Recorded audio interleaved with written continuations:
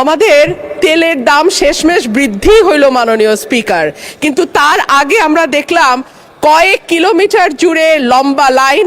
আমরা দেখলাম মাঝরাত পর্যন্ত ড্রাইভাররা দাঁড়িয়ে আছে, তারা তেল পাচ্ছে না, কিন্তু সরকারের সেই ব্যাপারে কোনো হেলদোল নাই।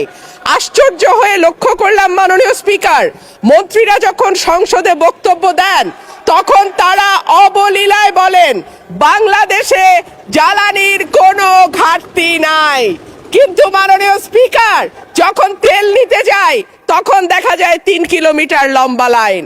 মাননীয় স্পিকার, সরকার সম্ভবত কিছু পদক্ষেপ গ্রহণ করবার ঘোষণা দিয়েছে। তার একটা হচ্ছে মার্কেট প্লেস 7টা বাজে বন্ধ করে দেয়া। চমৎকার সিদ্ধান্ত মাননীয় স্পিকার, তবে মনে রাখতে হবে কেনা কাটা বা শপিং যেটুকু হয় সেটুকু সন্ধ্যার পরেই হয়, তার আগে হয় না। 2 হইল অফিস আদালতের সময় বলে পরিবর্তন করবে। 5 দিনের জায়গায় 4 দিন বা 3 দিন তারা কর্মঘণ্টা ঠিক করবে।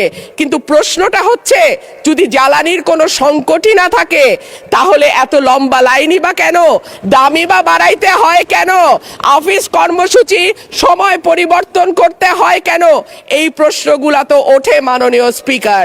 মাননীয় স্পিকার, আপনার মাধ্যমে এই সংসদের কাছে আমি জানতে চাই, জ্বালানি মন্ত্রীরা যখন গণমাধ্যমে কথা বলেন তখন মনে হয় বাংলাদেশে আল্লাহর রহমতে কোনো সংকট নাই।